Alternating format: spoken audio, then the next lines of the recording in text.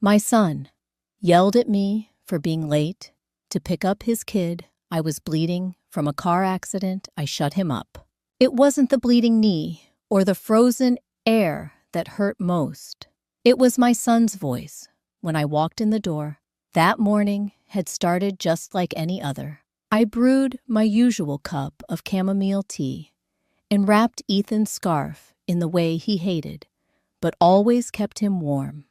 I even tucked a chocolate chip cookie in my coat pocket for him, just in case he had a hard day. I remember tipping $2 at my usual cafe stop, the one where the radio always played too low to hear clearly. But that day, I caught the forecast. Light snow. Tonight in Kane County, temps dropping to 15 degrees. I should have taken it more seriously. Should have stayed home, but I didn't by 2:30. The sidewalks around Maple Falls Elementary were slick with black ice. I rushed anyway, worn boots, bad knee and all. The moment I hit the patch near the flagpole, I went down. A quick sting, then a deep burn in my leg. I gritted my teeth and pulled myself up before anyone could notice. My pants were torn at the knee, blood seeping through, but Ethan was waiting. He always expected me. He barely looked up when I called his name, just tossed his backpack at me and walked ahead like a little boss. I limped behind, the cold slicing through my coat, my scarf too loose. He didn't ask why I was walking slower than usual. At home, I barely had time to shut the door behind me before Matthew's voice cut through the living room like a whip. "You're 10 minutes late."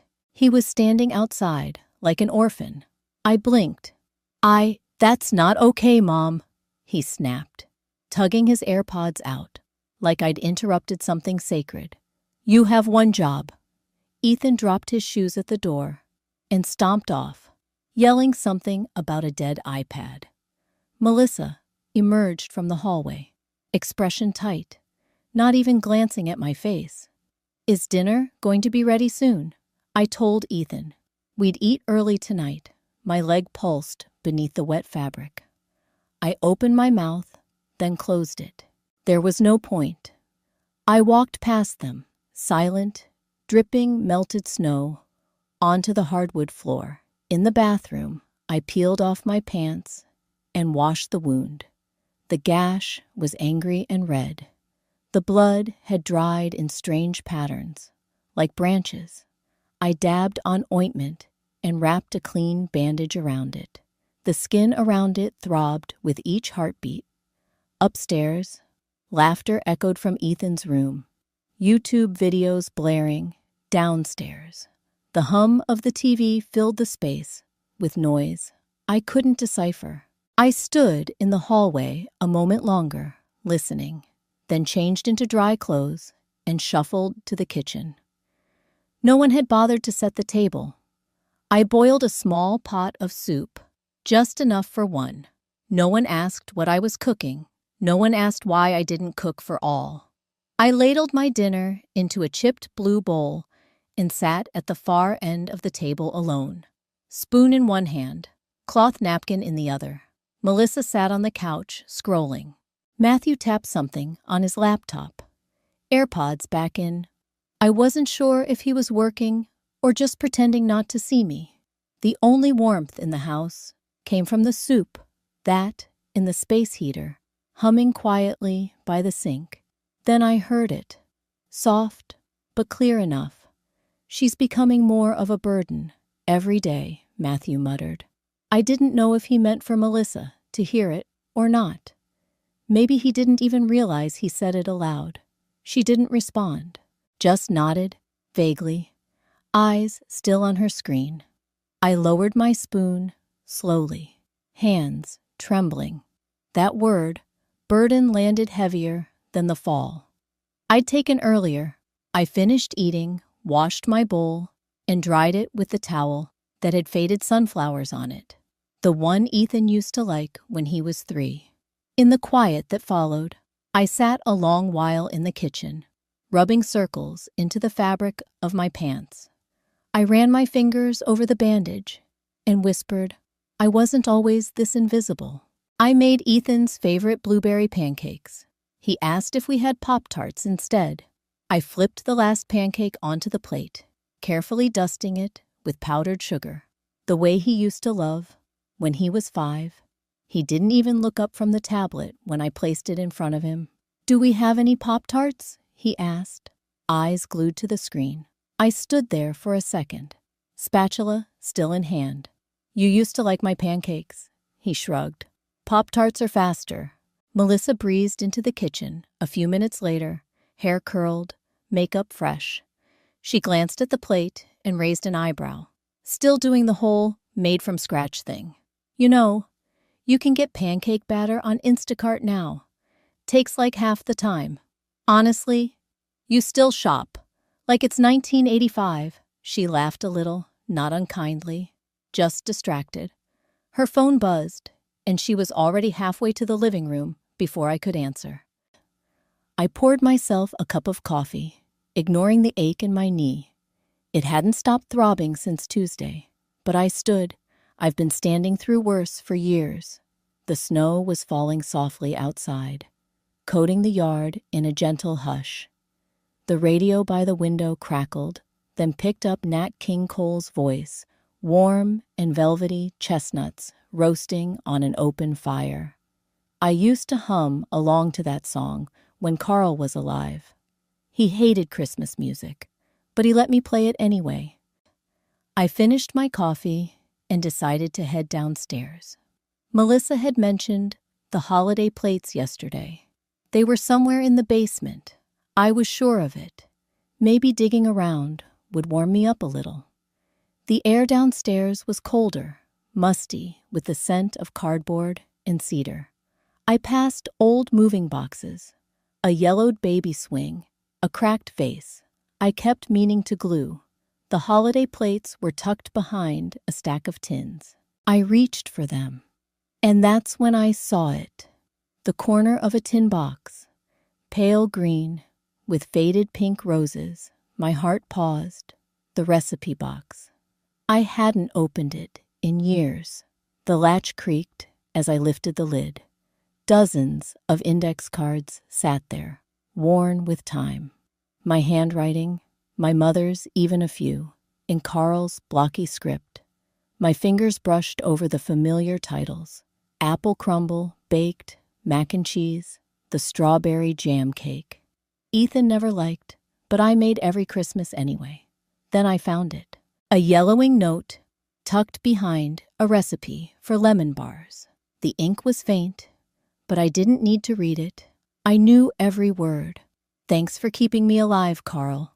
It was written after his first heart surgery, when I'd stayed up for weeks straight, cooking bland, boring meals for him, measuring his sodium, hiding the salt shaker, nagging him to take his meds. He called me a nag. Then, one night, he slipped that note into the recipe box. Said nothing, just let me find it. He never said those words out loud. I pressed the paper between my hands. It was soft, from age, almost fragile, like something sacred. I sat down on the basement step, the tin in my lap, and wept quietly. The kind of crying that doesn't shake your shoulders or echo through a house, just salt and memory later. I carried the tin upstairs and stepped out onto the porch. The snow had slowed, leaving a fresh, white sheet over Maple Falls. I sat on the bench box, still in my lap, and let the cold numb my hands. Morning, Helen, a voice called. Nancy stood at the edge of her walk, clutching a mason jar, wrapped in a dish towel. Thought you might want some peach preserves, she said. Made them last week. I wiped my face quickly and smiled. That's sweet of you. She stepped up, eyeing the box on my lap. That, your old recipe box. I nodded. Just feeling the cold today. I lied. Nancy didn't push. She just sat beside me for a minute. Jar warm between us. The door creaked open behind me. Helen, Melissa called. Can you pick Ethan up early on Monday? I've got a nail appointment. At 4. I didn't turn, just nodded barely. After a moment, I opened the lid again and found the note. I folded it slowly, deliberately, and whispered. Even Carl noticed once. They never do. Nancy stood, pulling her scarf tighter. She took a few steps, then turned back. You know, you can talk to me anytime. It wasn't the shirt. It was the way he yelled, like I was nobody. The house buzzed with noise. That morning, pots, clattering drawers, slamming Ethan's screeching cartoons, still playing upstairs.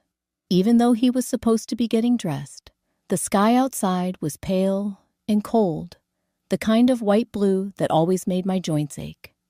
The annual tree lighting ceremony was at 4. Ethan's class was singing Jingle Bell Rock. He was excited, or had been, until the moment I made a mistake. I had forgotten to iron his choir shirt. It had always been ready before, folded, hung, pressed to perfection.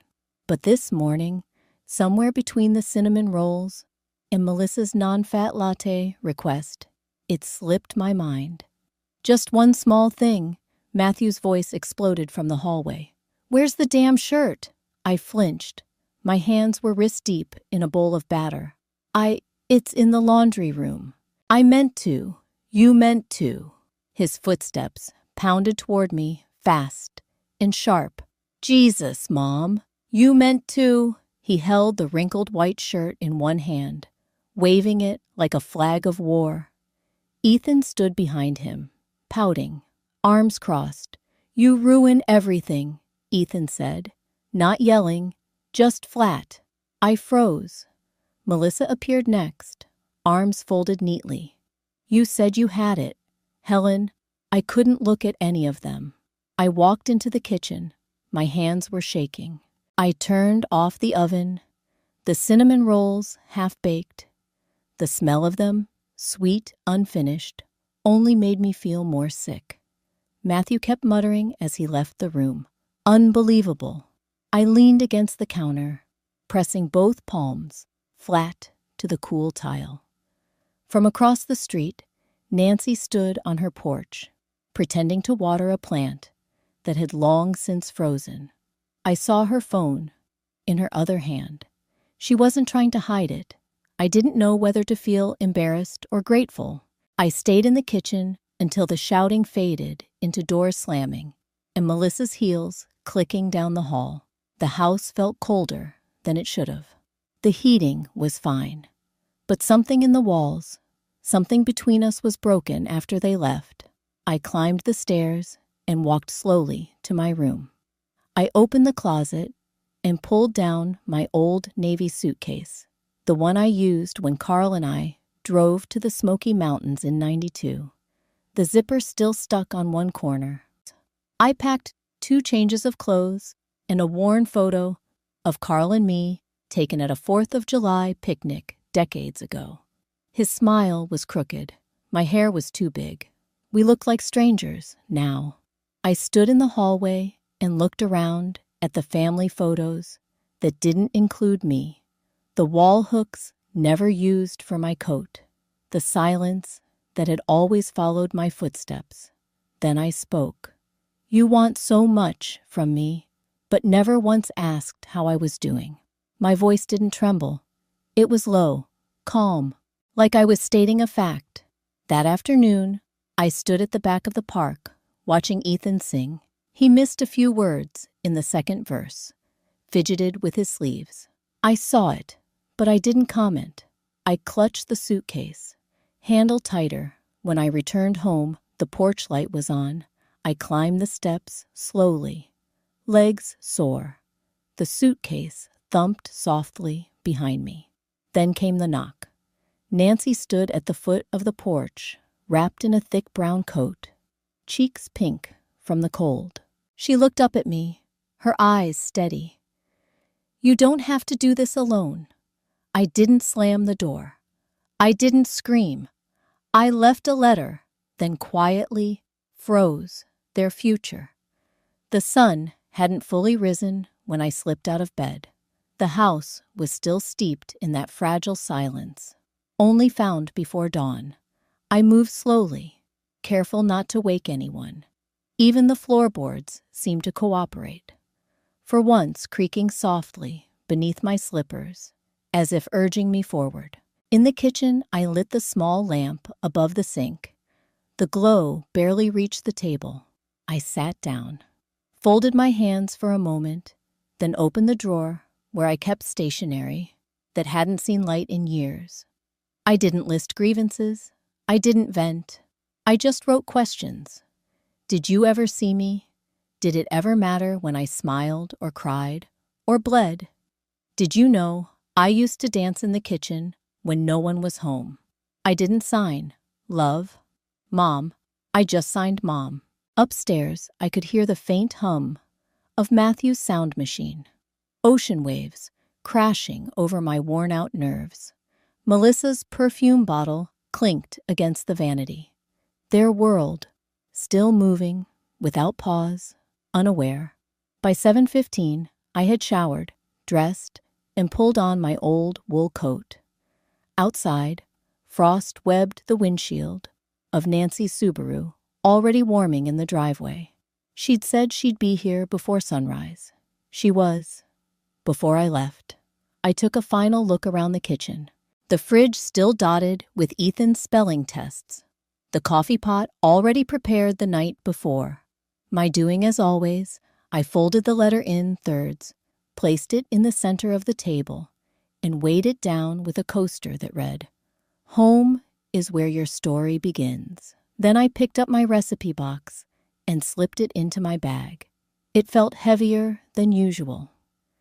Nancy handed me a travel mug as I climbed into the passenger seat. "Cinnamon tea," she said. "Thought you might want something warm." I managed a quiet thank you. The mug warmed my palms, but not yet my chest, at the bank. Mr. Howard greeted me with a kindness I hadn't felt in a long time. "Mrs. Langley," he said, peering at me over his readers. "You always handled everything for Carl, didn't you?" I nodded. Yes. He never liked paperwork. He smiled. The kind you give someone when you remember more than you're saying. I remember. It didn't take long. I explained that I wanted to freeze the joint account. Carl had left me, the one I discovered Matthew had been dipping into the past year. Mr. Howard didn't ask questions, just handed me a pen and a clipboard. When we walked out, the frost had melted from the sidewalks, but I still felt cold. We drove in silence. At a red light, Nancy asked, "You okay?" I nodded. It was all I could give. In my lap, I clutched the recipe box. Like it was a life preserver, I whispered. "I hope they read it. But it's not for them, it's for me." Meanwhile, back in the house, the sun was fully up. Matthew burst through the door, coat still on, muttering about needing breakfast before his meeting. He called out once, twice, then louder, "Mom!" No answer. Melissa entered the kitchen, holding her phone. "She's probably folding laundry or something." She stopped. The letter lay untouched on the table. Before she could read it, the phone rang. Matthew grabbed it. His face twisted as he listened. "Wait, what? The account's frozen." His voice dropped. "She froze it." Melissa finally looked at the letter. She read the first line, then the second. Her fingers trembled. She looked up. "She's gone." She actually left. The house was smaller. The heater rattled, but the silence was finally kind. It took a week for my ears to adjust. I didn't realize how loud my old life had been until I woke up in this cottage. No Ethan shouting for cereal. No Matthew pacing during phone calls. No Melissa asking if I'd picked up the wrong brand again. Just the soft tick of a wall clock and the occasional chirp of birds that hadn't flown south yet. Nancy's late sister had left the place almost untouched. A floral quilt on the bed, yellowed curtains that glowed in morning sun. The heater clanked like it was coughing through its final years. But it worked. That was enough. We spent the first few days scrubbing down the kitchen. Nancy sang along to the radio. Old Carpenters. Sometimes Simon and Garfunkel. She said baking would warm the place up. I didn't tell her I'd already planned to. I used to bake to fill time. Now I baked because it brought me back to life. Cinnamon rolls first, then an apple pie with a crust that flaked like memory. The smell drifted out the cracked window. A dog barked down the lane. Nancy peeked in and grinned, cheeks smudged with flour. "You've still got it," she said. By Saturday, we had a folding table and a slot at the weekend farmers market, nestled between a booth selling hand-knitted scarves and another ladling out butternut squash soup. I was nervous. My hands trembled slightly as I laid out the baskets, but the first customer smiled, then came back the next week with friends. One of them was Mr. Hank. He walked with a cane, wore a brown bomber jacket, and a cap that said, "Ooh, veteran." His eyes were clear blue, sharp, with memory. After his first bite of cinnamon roll, he looked at me, tilted his head, and said, "This tastes like 1947. I smiled, not sure if it was a compliment. He came every Saturday after that, always bought 2 rolls, said one was for the road, the other was for his wife, who passed in 2008. "I eat hers, for her now," he said. "She used to make pies, too, but never had the nerve to sell them. I didn't say much in return, just wrapped the rolls carefully and handed them over with a nod." Nancy handled most of the logistics, taking orders on an old tablet she'd unearthed from a drawer. I called it a magic slate, this touchscreen thing. "It's witchcraft," I said, tapping it cautiously. Nancy nearly dropped her coffee, laughing. We kept our rhythm. Mornings were for baking, afternoons for walking. The trail behind the cottage. Maple trees stood bare, but noble, like silent guards. In the evenings, we sat by the window with tea, sometimes saying nothing at all. One evening, I checked the tablet and noticed I had a new voicemail. I expected it to be from the market coordinator, but it was Ethan. His voice was soft, scratchy. "Grandma, I miss you. Mommy says you're busy." I told her, "Your pancakes are better than Pop-Tarts. I don't care if they're burnt. I hope you come home." I didn't cry, but my chest felt like it had been knocked from the inside. Later that night, as Nancy dried the last dish, she said, almost offhandedly, "My son hasn't called in 3 years. Guess we raised them too well, huh?" We both laughed, but the sound faded too quickly. In the quiet, I whispered to myself, "I used to make pancakes no one wanted. Now strangers line up for my bread." Nancy walked in from the other room with something folded in her hand. She sat down, unfolded it, and slid it across the table. "There's a spring fair next month," she said, tapping the flyer. "You ready to go public?" He knocked, like it was still his house. But this time, I didn't answer right away. I stood at the kitchen counter, tying the last ribbon around a breadbasket. Outside the cottage window, spring flags fluttered above booths, and the faint sound of church bells drifted through the morning air. The heater had stopped rattling days ago.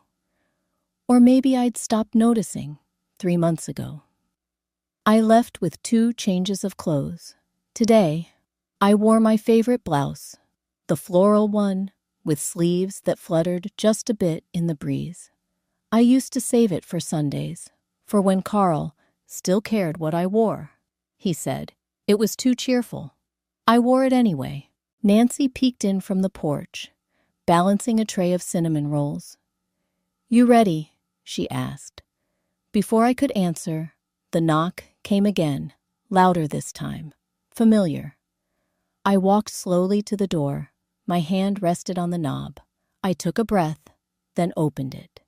Matthew stood there, hair unkempt, tie askew, Melissa behind him, pale and tired-looking, holding Ethan's hand. Or maybe he was holding hers. His eyes flicked up at me, then down again. "Hi, Mom," Matthew said. We didn't know where else to go. I waited. He shifted. "Ethan, he talks about you all the time. Keeps asking if you'll make pancakes again." Ethan peeked around Melissa's legs. I said, "Sorry." He mumbled, eyes shiny. Melissa said nothing. I stepped outside, closing the door behind me. The sun felt warm on my back. "I loved you all," I said slowly. "I still do, but I won't live unloved anymore." No one spoke. Melissa looked away. Matthew nodded more to himself than to me. They turned. Ethan paused, gave a little wave, then climbed into the back seat. I didn't cry. Inside the kitchen smelled like nutmeg and lemon glaze. Nancy placed a slip of paper on the shelf. It was the transcript of the audio clip she'd saved, framed now in simple wood. "Our freedom started there," she said softly. I nodded. "At the fair. People lined up early. Kids ran with cotton candy. Someone played folk guitar near the fountain. We sold out of cinnamon rolls by 10. Just before noon, a woman with streaks of silver in her hair approached the booth. She held a loaf of honey wheat like it was something sacred. "I watched your video," she said. "The one where you spoke at the community center last month. Your strength helped me leave too." I didn't know what to say, so I just placed my hand over hers for a moment. That was enough. Later, as I packed up the baskets, I caught sight of Matthew's car pulling away in the distance. Ethan was in the back seat, his small face pressed to the window. He waved. I waved back. Then I turned to Nancy, who was tucking the last cash envelope into her purse. "Let's bake something new tomorrow," I said. She didn't raise her voice. She didn't beg to be seen. She simply walked away. And for the first time in years, every step felt like hers. Some people spend a lifetime giving thinking. It's the same as being loved.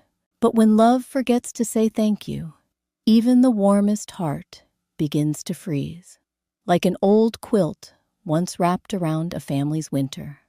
She was set aside when spring came, until she remembered her own warmth. So, if this story has touched something quiet in you, maybe it's time to check who you've stopped hearing or who's stopped hearing you.